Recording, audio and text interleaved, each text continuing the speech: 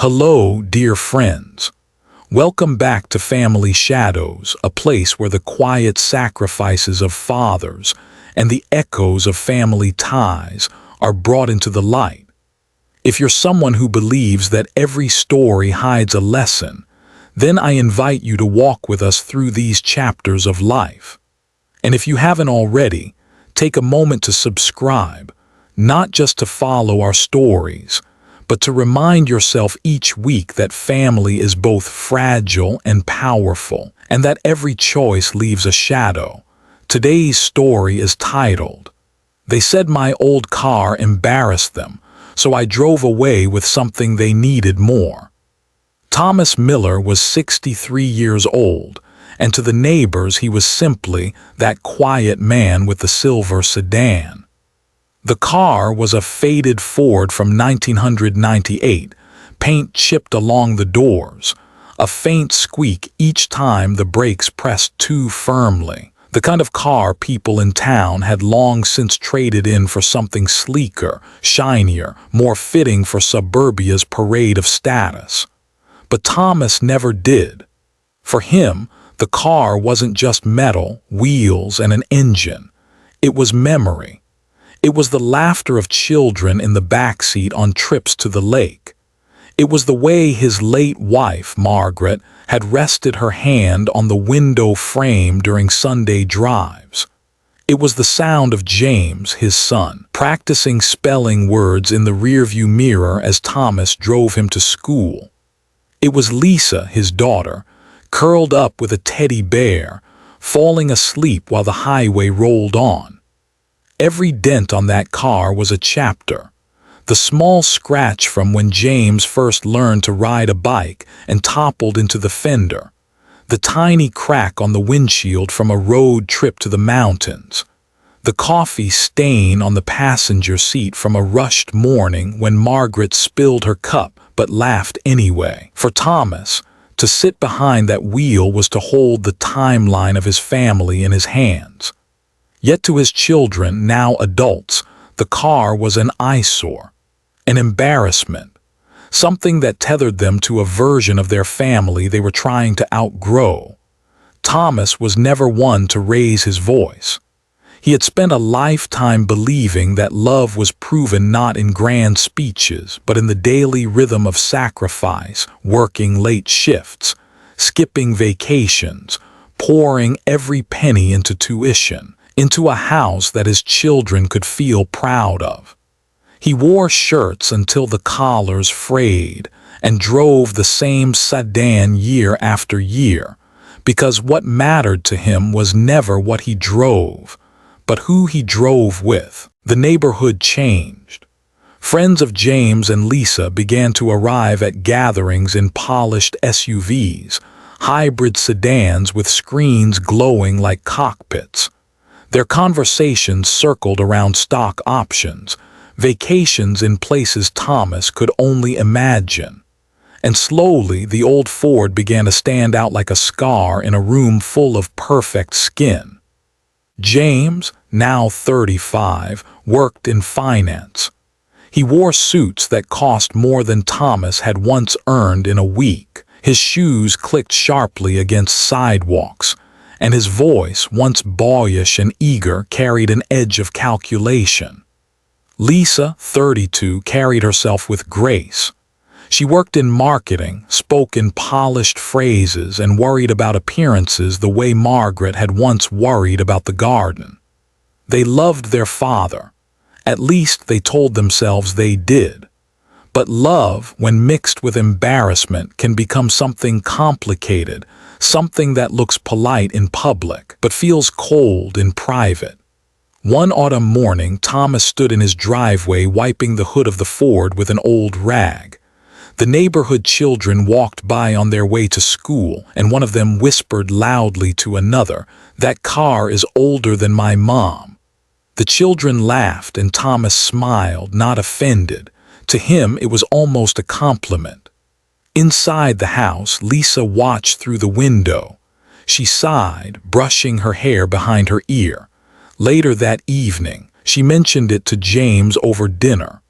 "Dad's car, it really stands out," she said. I don't know, James, it just feels like it says something about us, about him." James stirred his glass of wine, his jaw tightening.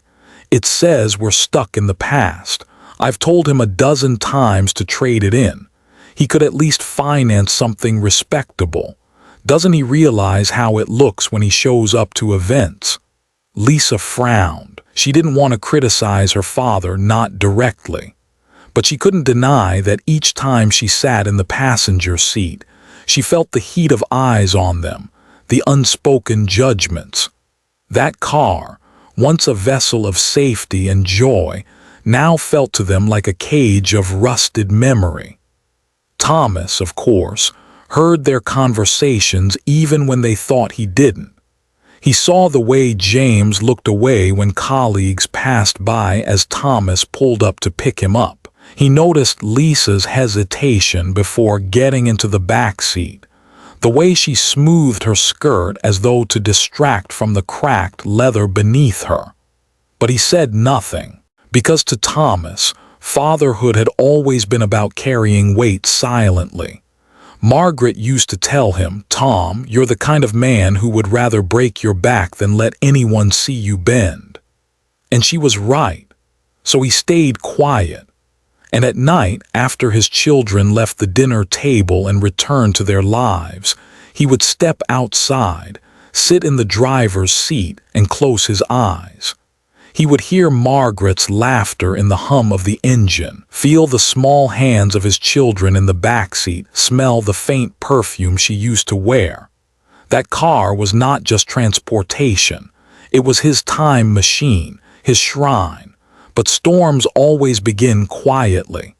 James had been invited to an important networking event, one that could lead to a promotion.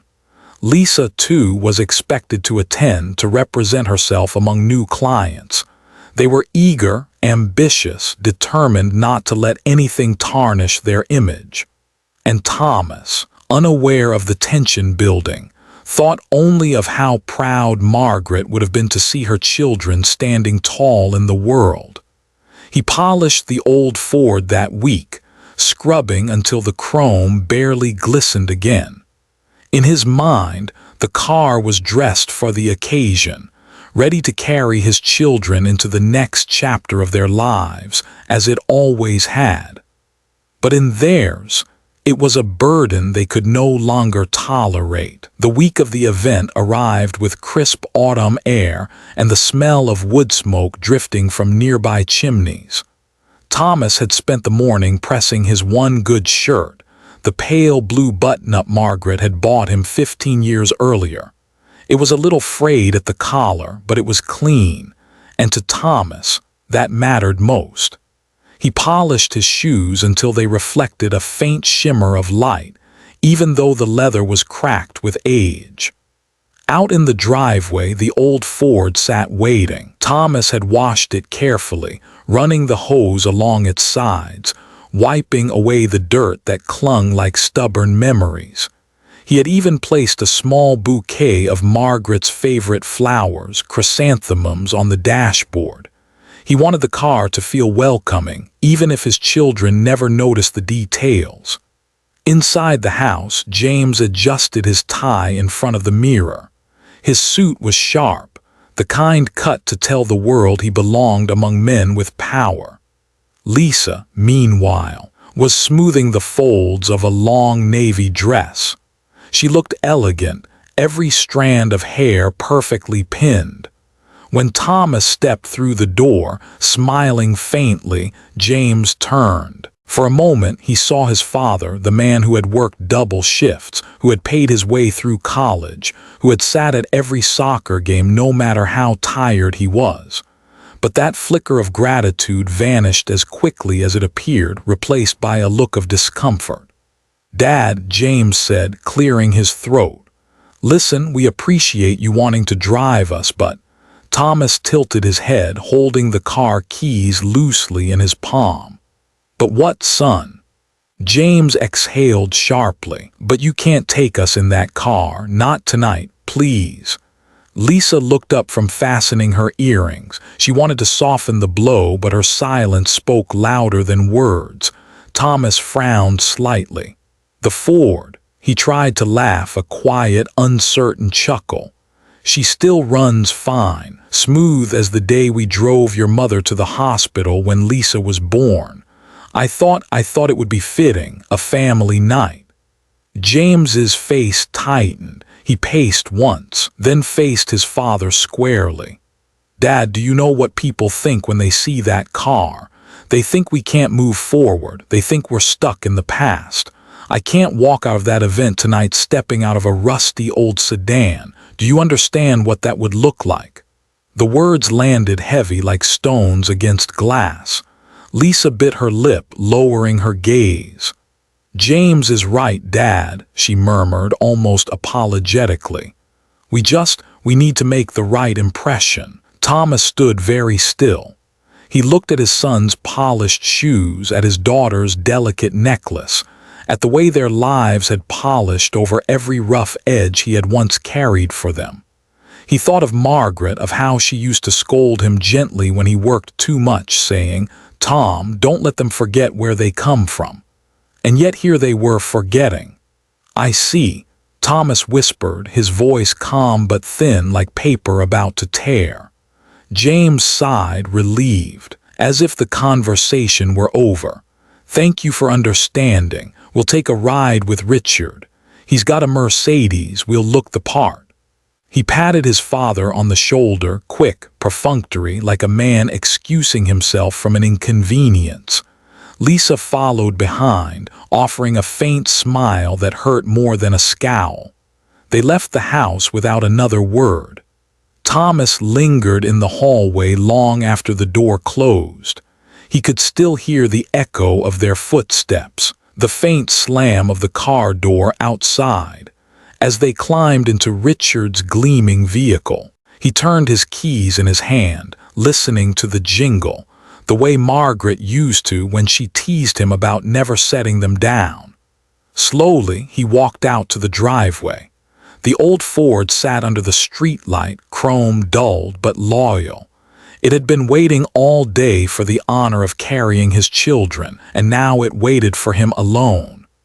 Thomas opened the door, slid into the driver's seat, and rested his hands on the steering wheel.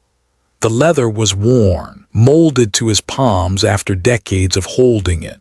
He leaned back, closed his eyes, and let the silence wash over him. He remembered a different night long ago, when James was 12 and Lisa was 9. They had piled into the backseat in their pajamas, carrying blankets, while he drove them out into the countryside to watch a meteor shower. Margaret had packed hot chocolate in a thermos.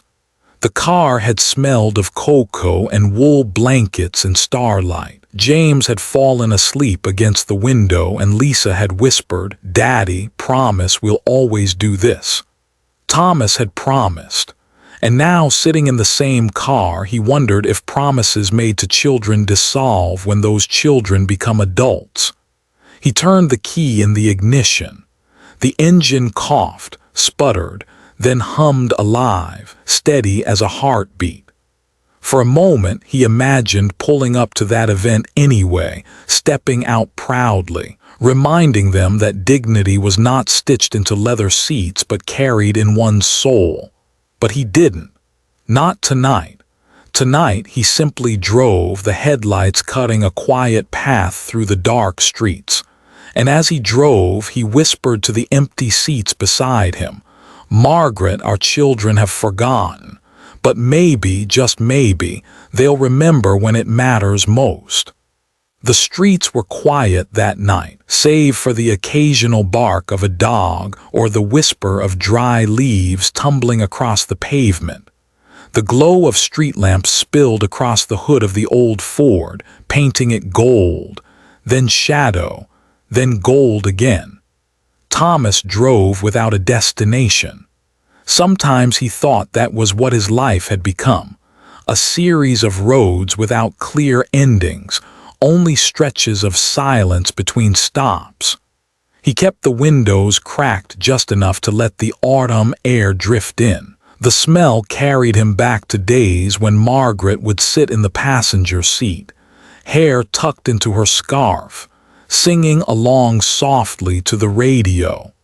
She never cared about the car's dents or age. To her, the car was freedom, wheels that carried their family from one season of life into another. Every mile marker that passed in the darkness seemed to unlock another memory. He remembered the very first day they drove the Ford home. It was used even then, already 10 years old when he bought it. Money had been tight, but the dealership had offered him a deal he could manage with overtime shifts. Margaret had smiled when she saw it parked in the driveway, said it looked trustworthy. That was her word. Not fancy, not impressive, just trustworthy. The Ford carried them to Sunday services, to the farmer's market, to every Christmas Eve at his brother's house. It was the car that took Lisa to her first dance recital, her tiny white shoes tapping nervously against the back of the seat. It was the car that brought James to football practice, the scent of sweat and grass filling the cabin as he tumbled in with his gear. Thomas could still hear their laughter, muffled in the corners of the back seat. He could see Margaret turning in her seat, passing snacks to the children, humming while Thomas kept his eyes on the road. He remembered pulling over at rest stops, the four of them piling out for sandwiches wrapped in wax paper, Margaret's thermos of lemonade always cool, always waiting. That car had been their second home, and now it was his only one. The memories grew sharper as he passed familiar intersections. There was the corner store where James once begged for an ice cream cone, even though the family barely had enough for groceries that week. Thomas had said no at first, then walked back inside and bought it anyway, telling Margaret they would make do somehow. The chocolate stain was still faintly visible on the backseat fabric. Then there was the long hill outside town. Thomas remembered one night, the engine struggling as the car carried them up toward the overlook. Margaret had laughed, teasing that the car was older than their marriage. But when they reached the top, the view had silenced them both. The children slept in the back, and Thomas and Margaret held hands, the headlights dimmed, the stars infinite. He slowed as he approached the old elementary school. The playground was empty now, swings clinking in the wind. He remembered parking there on stormy afternoons, waiting for Lisa to come running across the wet grass with her backpack slipping off her shoulder. She had always waved before climbing into the car, rain dripping from her hair.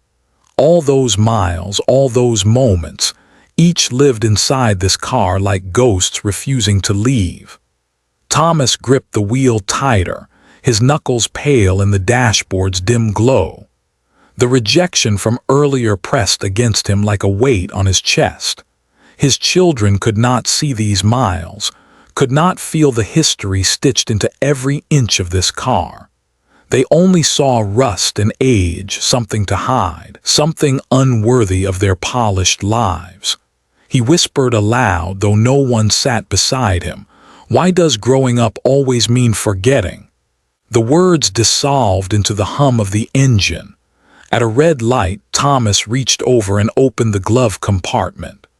A stack of envelopes sat there neatly, bound by a rubber band. He slid one out and thumbed through it.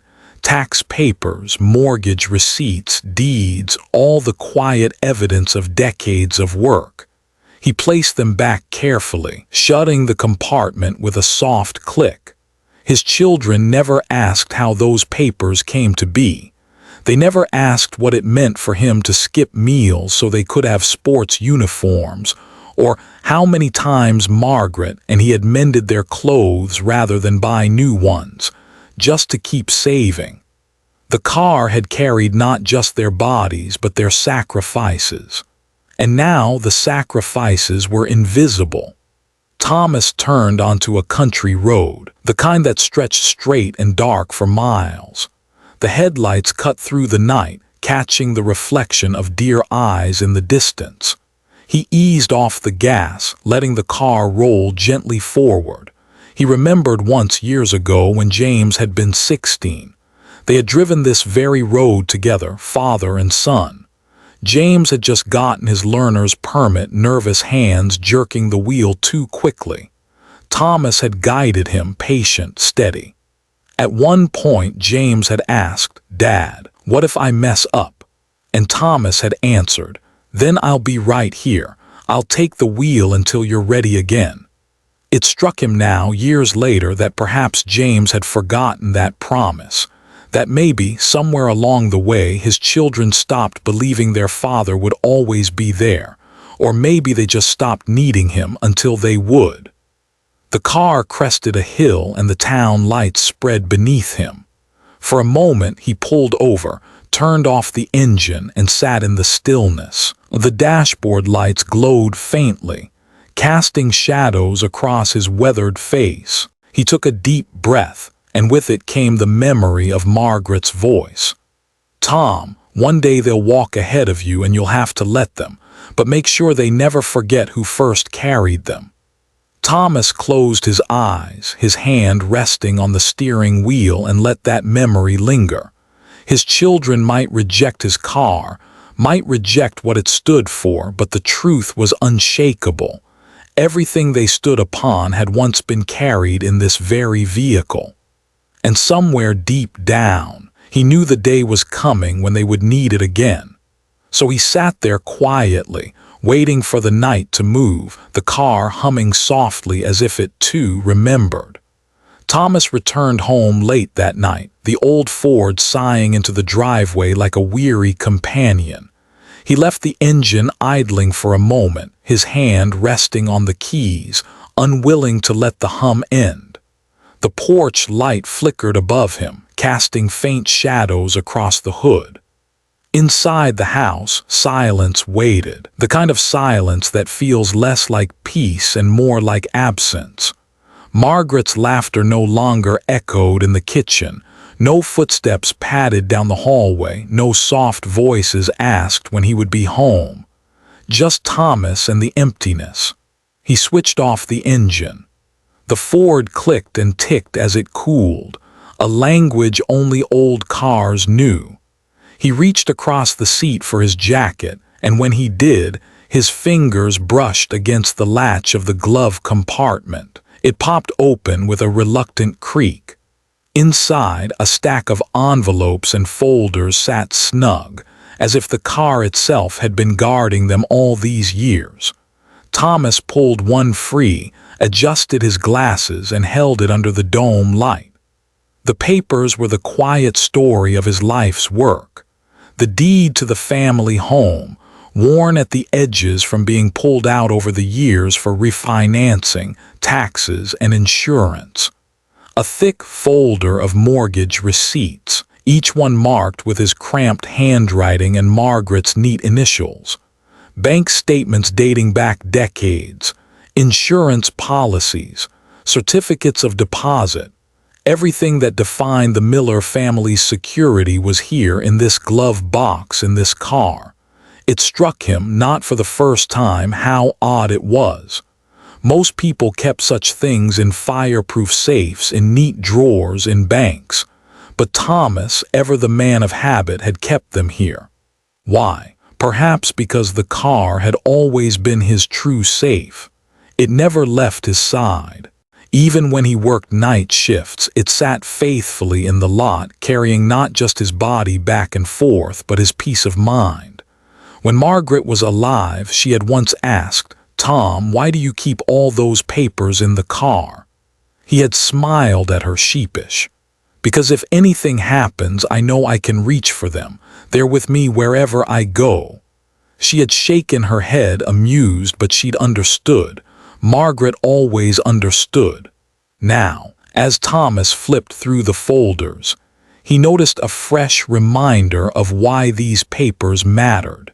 Earlier in the week, James had called about finalizing the transfer. He had spoken quickly, using the clipped tone he reserved for business meetings. He wanted to move some assets into his name for investment purposes. Lisa had echoed the sentiment in her careful, coaxing way, insisting it was best to simplify things as Thomas got older. Thomas hadn't argued then. He had nodded, made a vague sound of agreement, and changed the subject, but the conversation lingered in his chest like a stone. And now, staring at the stack of deeds and documents in the glow of the dome light, Thomas realized the irony. His children had pushed away his car, ashamed of its age, embarrassed by its presence. Yet the very future they wanted to secure for themselves rested here, in the glove compartment of the thing they despised. He set the papers back carefully, pressing the compartment shut until it latched. Then he sat back in the driver's seat, hands folded, eyes closed. He could almost hear Margaret again. "Don't let them forget, Tom. The roots matter more than the branches." Thomas opened his eyes slowly. He wasn't a man who sought revenge, not in the dramatic sense. He didn't slam doors or make speeches. His entire life had been a quiet resistance, a steady perseverance against hardship. But in this moment he felt something shift inside him. It wasn't anger, it was resolve. He knew his children would come to need these papers. They would need him, the man they had brushed aside. And when that moment came, he wouldn't need to raise his voice. He would only need to open this glove compartment and let the truth speak for itself. The night deepened outside. The porch light flickered once more and went out. Thomas remained in the car, listening to the gentle tick of cooling metal, his fingers brushing the glove box as though it were a heartbeat. This car, this old companion, held more than memory. It held power. And though his children could not yet see it, Thomas understood. The day was coming when the very thing that embarrassed them would be the thing they needed most.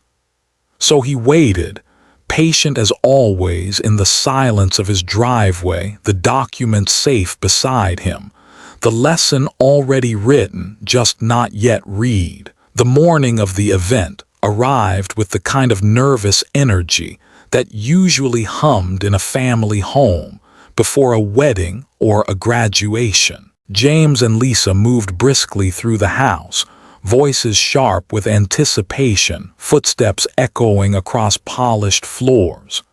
Their clothes had been chosen days in advance, each stitch meant to send a message. Appearances mattered tonight. It wasn't just a party, it was opportunity, reputation, future. Thomas watched quietly from the kitchen table, nursing a cup of black coffee. He had risen early, ironed his shirt again until the faint creases nearly disappeared, and polished his shoes one last time. The old Ford was already washed, its faded silver paint catching what little sunlight spilled through the thinning autumn clouds.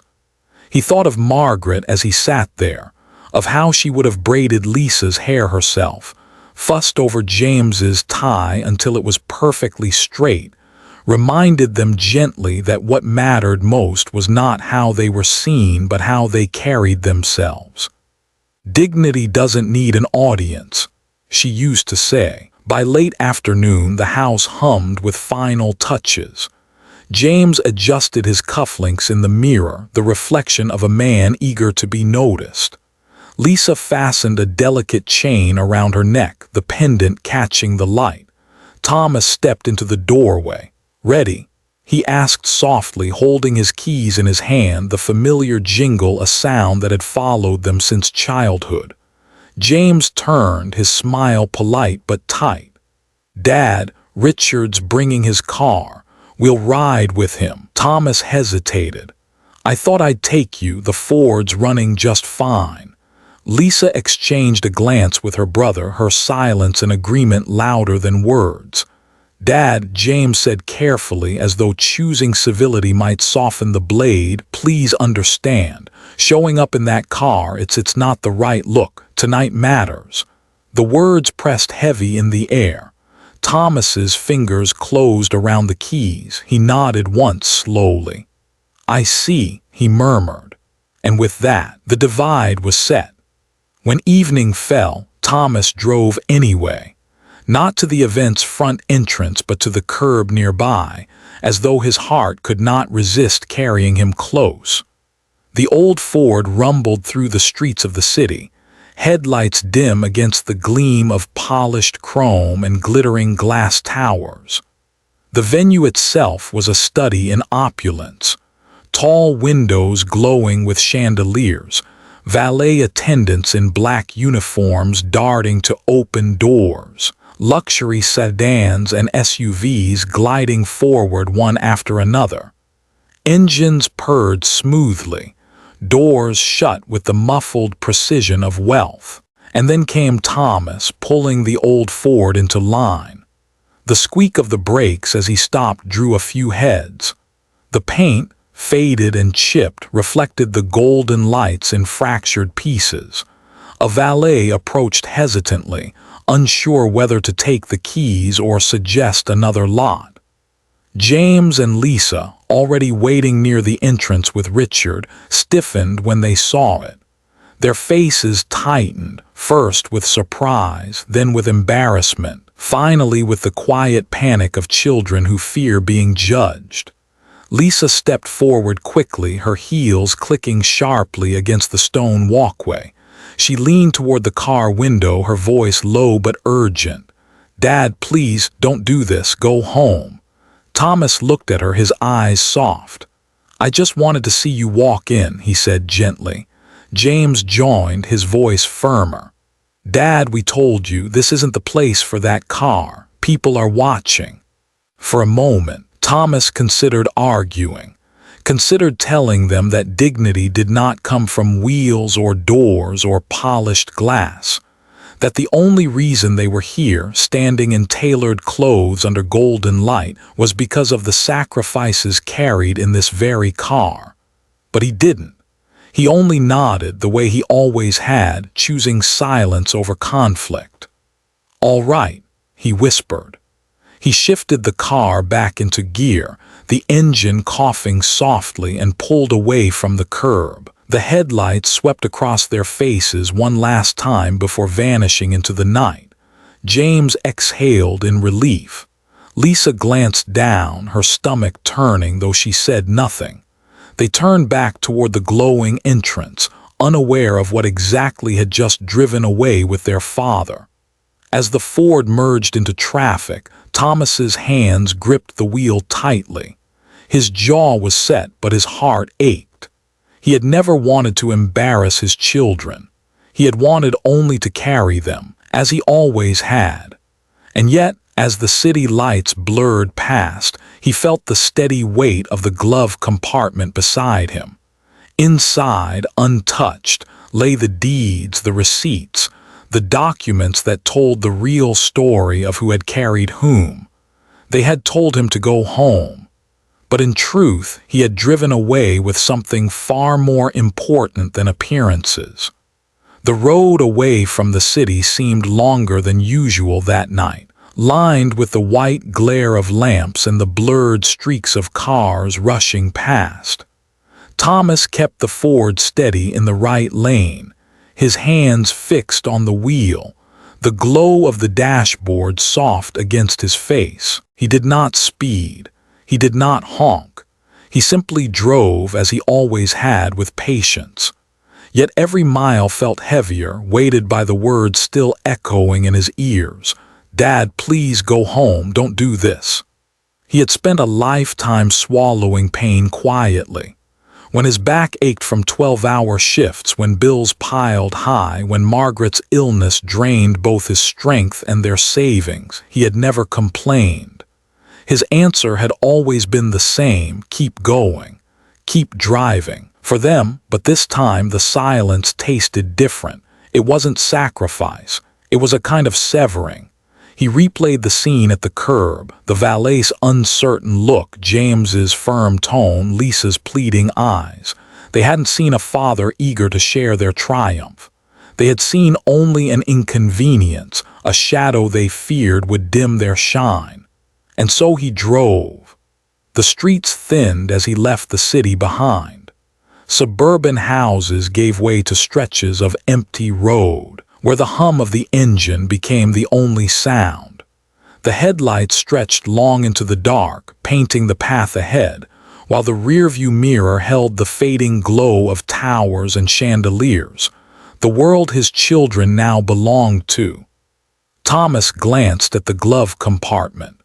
Just a few inches of plastic and metal, yet inside it rested the quiet truth of his family's fortune.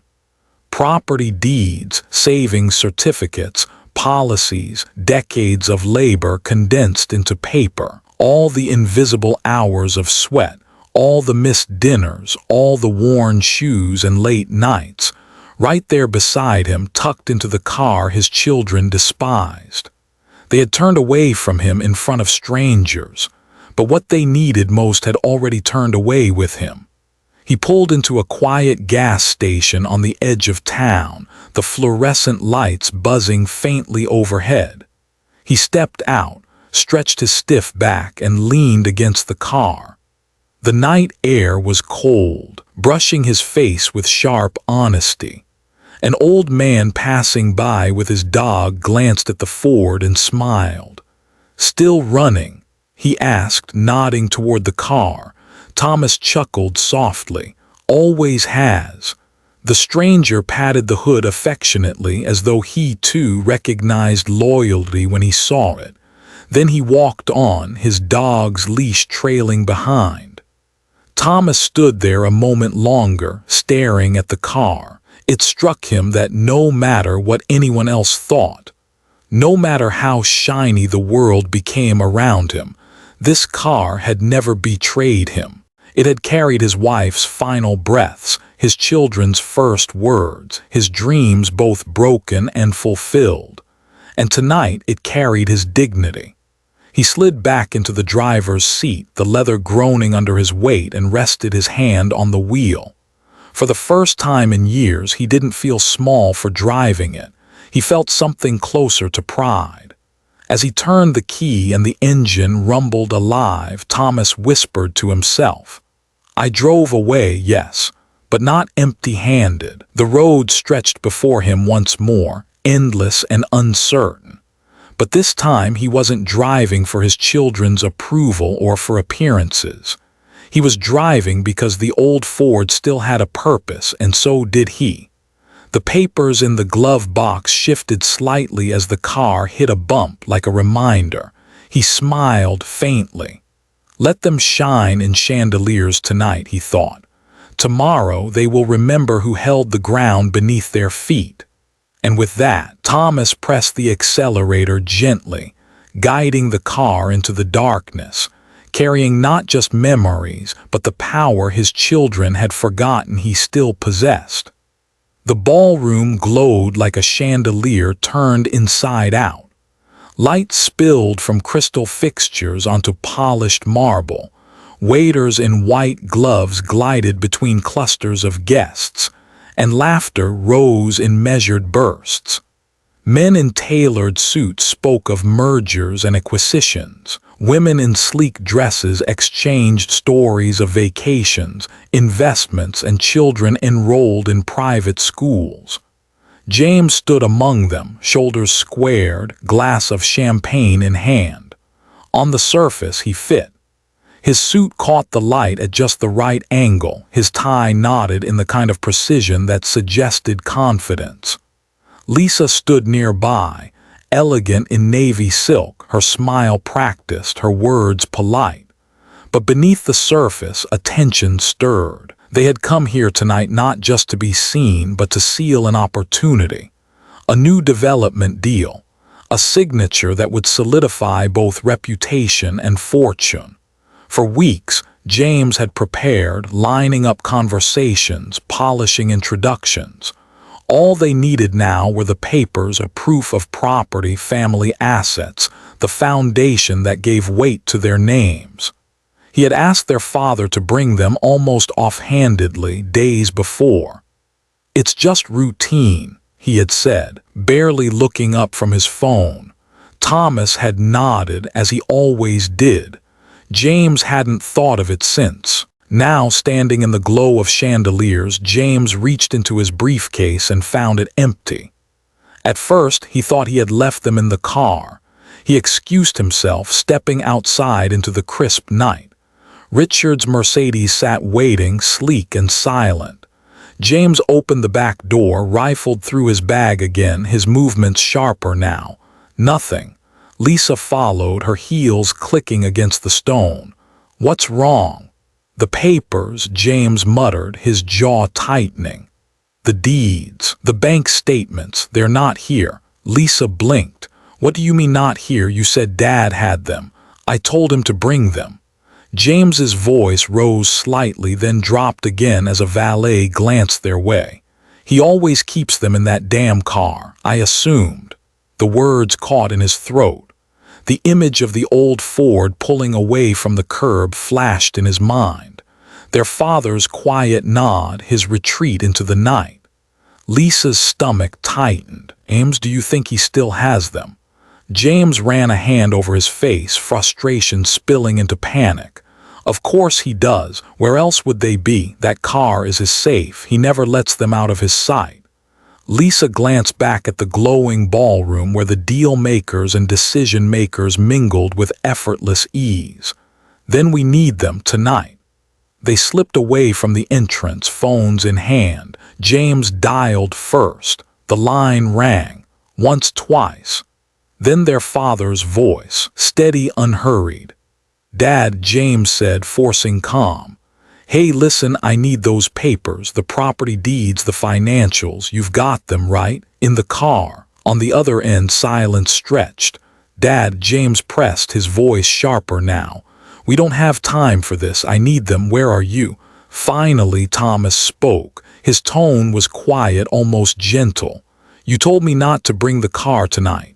James's pulse quickened. "Dad, come on, don't do this. This is important." Thomas didn't raise his voice. He didn't argue. He simply said, "What you were too ashamed to ride in is the very thing you need now." James froze, the words like a stone in his chest. Lisa leaned close to the phone, her voice pleading. "Dad, please, we're sorry, okay? Just tell us where you are. We'll come get them." But Thomas only replied, "We'll talk tomorrow." And then the line went dead. Inside the ballroom, the music swelled. Glasses clinked. Laughter filled the air. Yet at the edge of it all, James and Lisa stood in the cold night, the glow of chandeliers behind them, the weight of absence pressing down hard. They had thought their father was the embarrassment. Now, stripped of the very proof they needed, they felt the first sting of a deeper truth. Their father's old car carried not shame but power, and he had driven it away. Morning broke with pale light, the kind that makes a quiet house feel even emptier. Thomas stood by the window, a mug of coffee warming his hands, watching the neighborhood stir awake.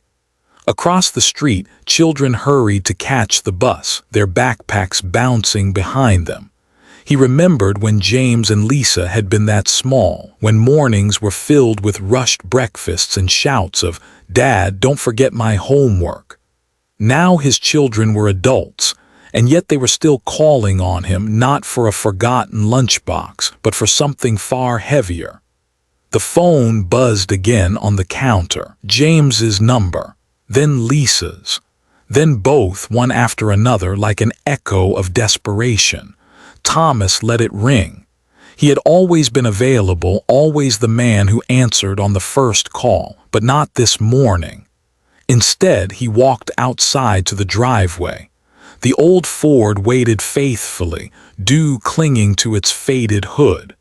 He opened the driver's door, sat inside, and placed a hand on the glove compartment. He thought of the night before, their polished faces paling under chandeliers, their voices urgent through the phone.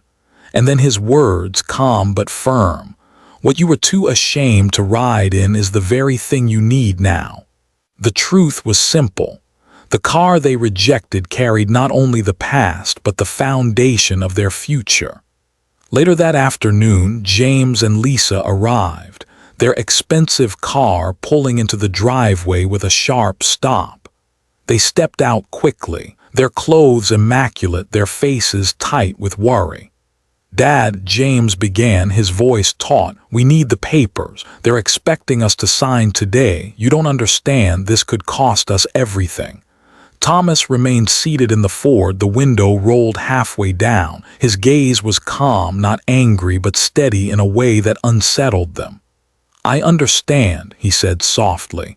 "More than you think. I've understood for a long time." Lisa stepped closer, her voice breaking. "Please, Dad, we're sorry. We didn't mean to hurt you. We just didn't want people to judge us." Thomas exhaled, his breath fogging slightly in the cool air. "And what do you think people would say if they knew the truth? That every step you've taken, every opportunity you've had was carried in this car, in the sacrifices you now turn your back on." James opened his mouth, then closed it again. For the first time in years, he looked like the boy Thomas once taught to drive, uncertain, caught between pride and fear. Thomas leaned back, resting a hand on the glove box. "You see rust, you see dents, but I see your mother's laughter, your childhood's, every mile that made you who you are. And inside here," he tapped the compartment gently, "is everything you think belongs to you, but it doesn't, not yet, not until you remember what it cost." Silence fell heavy in the driveway. Birds chirped faintly in the distance, their song almost cruel in its cheer. Finally, Thomas spoke again, his voice quiet but resolute. "I won't sign away what I've built until you learn to respect where it came from. The old car stays, the papers stay, and I stay. If that embarrasses you, so be it. But one day you'll realize that the things you're ashamed of are the very things that keep you standing." Lisa's eyes welled, but no tears fell. James lowered his gaze, his jaw set, but no words came. And Thomas, with a slow turn of the key, started the Ford once more. The engine hummed, steady and loyal, filling the silence with its unglamorous truth. He didn't drive away this time. He simply let the sound hang in the air as if to say, "This is what has always carried you. This is what still does." The old car had never been about pride. It had been about love, about endurance, about the quiet power of sacrifice. And though his children couldn't yet see it, Thomas knew, one day they would. Because sooner or later, everyone learns that what they once dismissed is what they cannot live without. Dear friends, thank you for staying with us through this story. We hope it reminded you of the unseen sacrifices, the quiet love, and the roots that carry every family forward. Here at Family Shadows, every story is a reflection of how fragile and precious those ties can be. If you found meaning in today's chapter, please consider subscribing, not just to hear another story, but to carry forward the reminder that love, sacrifice, and family are treasures worth honoring. Until next time, we wish you health, peace, and happiness in your own families. May you always recognize the quiet strength that carries you.